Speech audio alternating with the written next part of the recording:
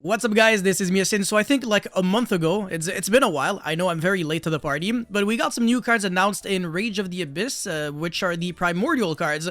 They are not really like a full archetype that you can play just like pure Primordial. Doesn't really make any sense. It's really just a splashable engine in anything that functions with normal monsters. So at first I thought maybe it would be good in Blue Eyes White Dragon, but then they got like new support from the structure deck. And I was like, yeah, no, never mind.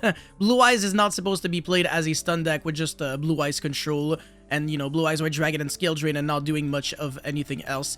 But I figured that it might be really good in a deck like Phantasmal Spiral, where you're not really summoning, effect monsters, and you're not really using the effect of any monsters. So this deck can also win going second, just because your opponent can have stuff like Appaloosa for 10, and you really don't care. You never special summon either, well, for the most part. So you are also unaffected by a lot of potential floodgates. Anyways, this deck doesn't really have any combos, because obviously it's not a combo deck, so all I will show you will be one interaction, as well as the deck profile, obviously. But anyways, before we go any further, you already know the drill. Smash the like and subscribe button, and if this video can get to 1,000 likes, I will be making a full live stream just on Phantasmal Spiral Primordial. So yeah, you don't want to miss it out. Smash the like button, and with that being said, let's get right into it. Alright, so look at what you can do if I have the field spell Pacifist, the Phantasm City, which is always treated as Umi, by the way, and Primordial Imperial.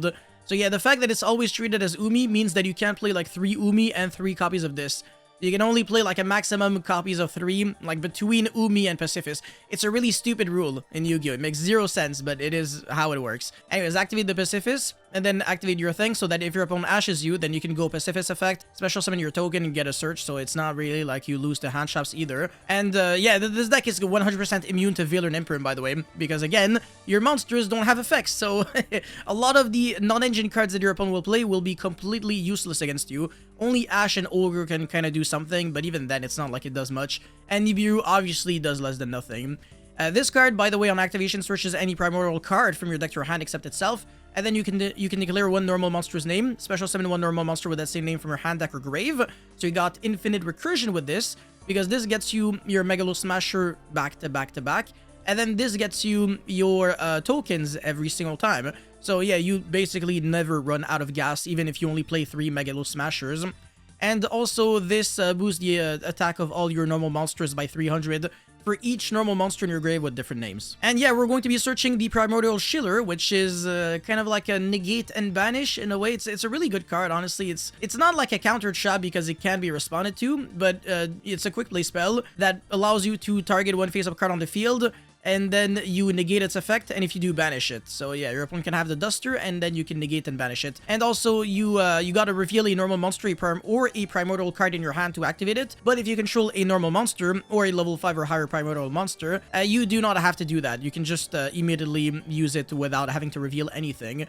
So yeah, even with 0 cards in our hand, we can still use this card. And then we're going to be searching for the Phantasm Spiral Battle, which allows us to target a card our opponent controls and destroy it. If we control only normal monsters, very specifically only normal monsters, I made a shorts on this yesterday. If you control a non-effect monster that isn't a normal monster, such as, I don't know, the Berserker of the Tenyi, the Link 3 monster, or the Monk of the Tenyi, or whatever, it is not gonna work. It's a really stupid mechanic, I know. Anyways, on the opponent's turn, look at how many interruptions we have. It's actually insane. So Phantasm Spiral Battle, destroy that. We can use it from the hand since we control Umi, which again is specific the Phantasm City. And this will trigger in order to summon your Phantasm Spiral Battle. Sorry, hold on a second. Spiral token, Jesus, I'm stupid. And then we search the battle off of the summon of the token from the Pacifist.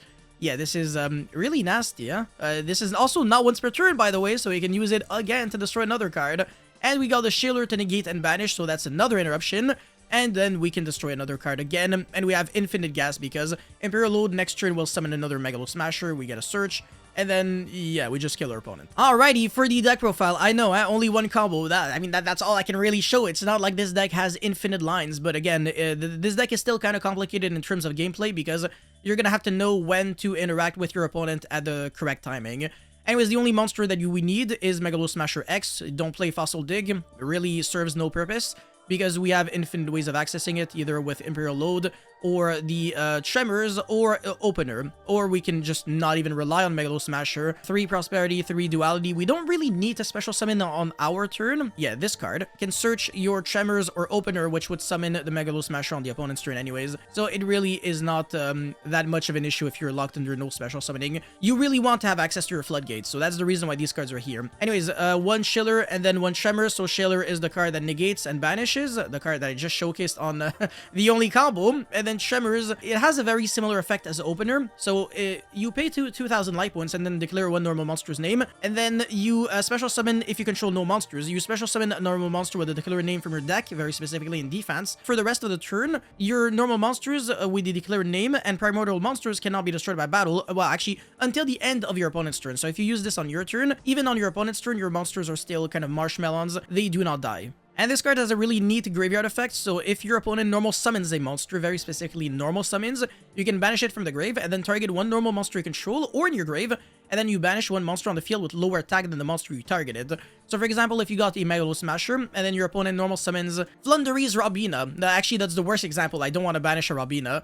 Snake Eye Ash. Yeah, you can banish this and then banish the Snake Eye Ash. There you go. It took me way too long to think of like a solid example. Anyways, double Opener. This card, you can also play double Tremors and then 1 Opener. I don't really care about the ratios too much. This card is also very similar. So you declare a normal monster's name, and then apply this effect. Then if you control no monsters, you can special summon 1 normal monster with a declared name from your deck or graveyard. So this card also gets back the recursion, so that's the reason why I played 2 instead of 1. And this time, instead of your monsters being indestructible, you take no battle damage from battles involving your normal monsters.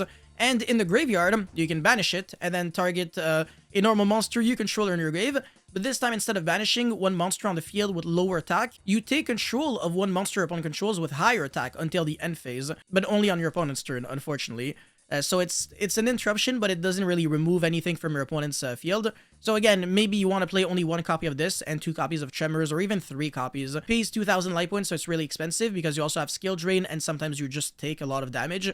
So maybe this card is enough as a one-of, and this card you don't have to pay anything, it's free. For the floodgates, we're playing a lot of them, so there can be 1, goes in match, 3 skill drain, and we're also playing a lot of just decent trap cards overall, so 3 punishment, because we have like an unlimited extra deck. We have the double Entis, the Garura, the Tri-Brigade Arms, Boof, Cephal, whatever this card's name is, Meteorologic Aggregator. So yeah, 5 freaking targets for 3 punishment, and we're not playing Extravagance, so we know for a fact that we're always banishing the cards that we do not need to summon. And we also played 3 Dominus Purge and Impulse. So even though you are locked under light, every single attribute, if you use all the 2 cards, it doesn't matter because you don't ever use monster effects in this deck. Unless you're going punishment, send 1 of these cards, but either way, Entis is light, so if you use Dominus Purge, you can still go for Entis. And if you use Dominus Impulse, you can't use light effects, so you can still go for this thing right here, Meteorologic Aggregator, or the Garura with the Tri-Brigade package. So it's fine if you or unless if you use both, then your punishment still pops 1 monster, so it's not even like that bad. But yeah, these 2 cards are absolutely nasty and they negate a lot of things, and they can be used from the hand, so it's just it's free. They're just really good cards.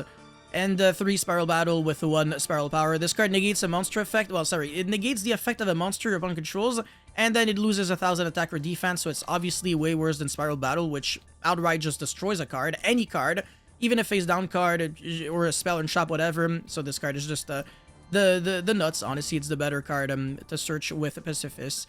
And the other cards are also like ultra garbage, like the equip spells. They have some of the worst support cards I have ever seen in my life. For the extra deck, Dogmatica punishment targets, and then Typhon, Dolka. Lagia is a little less good and only negates once.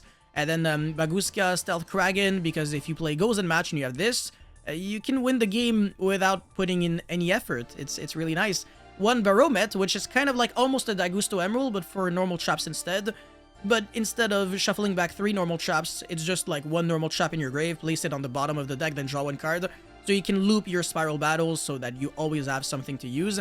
But that is going to be an effect monster that you summon, so you have to link it off into the Lizard Dose, and then banish it so that you can draw a card, and then you now control no effect monsters. So that's how you remove yourself the restriction of, you know, not being able to use the Spiral Battle, because you do have to control only normal monsters for you to be able to use these cards, unfortunately. So that's the reason why this card is here. It's really just to remove itself and to link off all of your effect monsters into something that just dies by itself. And yeah, you're drawing a bunch of cards in the process because this draws a card and recycles back your Spiral Battles, and then this also draws you a card. So honestly, it's really nice. And then the BLS link, because if you use this card using a level 7 or higher monster, it becomes really scary. And your tokens are level 8, so yeah, this card's always nice. And then we obviously play the SP Lone Knight and the Double Link Spider, which you absolutely do not need. You can 100% live without SP. It's ironically one of the worst cards in the extra deck. Like, I want to say, like, the Lizard Dose is better than SP. That's just to give you an idea of how this deck is absolutely not pay to win. You can be a brokey and still play this deck. But yeah, for the idea section, if it's even worth covering, the Primordial Dragon, this card sucks. Shifter, pretty good. You don't really need the graveyard at all. I don't even think there's like a single relevant graveyard effect other than, I mean, whatever you send with punishment and like these cards, but you can live without them, so it's really not the end of the world. So yeah, Shifter is nice. You can also play D-Fisher or Macrocosmos. Also very good, but only good going first. Crazy Box, under Skill Drain, you have a 3k beat stick, because that's an issue that I had when I played this deck. I would skill drain my opponent, and then they would summon like a 2500 attack, and I'd be like, shit, I can't even out that monster without like Spiral Battle or Spiral Power. But then when I run out of these cards, then I start losing to them. But with a card like Crazy Box, under Skill Drain, then at least you can always kind of run over everything. The Charmer monster is kind of irrelevant, but you always have access to both of them because your monsters are all water and earth because of Link Spider. Extravagance, if you want to play that over Prosperity, but I think Prosperity is just a little better because you can guarantee a Floodgate, whereas Extravagance, you don't guarantee anything. You just get 2 cards, which is more quantity, but less quality for the most part. Terraforming, don't recommend that. Metaverse is better because if you activate the Pacifist and then it gets ogred on your opponent's turn, then you can still go Metaverse, activate another one, and then that would be able to summon a token again and search again, because it is not hard once per turn, it is a soft once per turn. So you almost get rewarded for drawing Pacifist and Metaverse, but if you draw Terraforming and Pacifist, it's redundant value, it's not really good. And this card makes you play into Droll for absolutely no good reason, because this deck is not supposed to lose to hand traps, so why make them good against you? Demise of the Land is a little worse than Metaverse, so I wouldn't play that. Imperv is pretty decent. If you want to play that in the main deck, you can, because you're already playing 6 hand traps, so you're not powerless when you're going second. And these cards are very good, and the fact that you don't care about the drawback really speaks volume on how different this deck is from the norm. More copies of Spiral Power, don't really recommend. Sea Stealth Attack, I don't think this deck is slow enough to the point where you have to incorporate this card in your deck, so you can definitely live without it. Lose 1 turn, decent card. I don't think it's needed either, unless you're going first, but you can live without this Floodgate, honestly. You can play Heatwave, as a matter of fact, in this deck. Maybe even main deck, I don't know. It depends on how you want to see it. Very good card. It doesn't matter if you can't normal or special summon effect monsters, because all of your monsters are normal monsters, so yeah, it's pretty much free. And then finally, Solemn Strike and Solemn Judgment. Solemn Judgment being a little better because it fixes an issue. This deck would lose to Evenly and Duster if you do not have your Tremors, so yeah, that's the reason why Judgment is a little better. But anyways, that's it for this video, guys. Thank you so much for watching. Don't forget to like and subscribe, and let me know how you feel about this deck in the comment section below, and I'll see you guys very soon. Peace.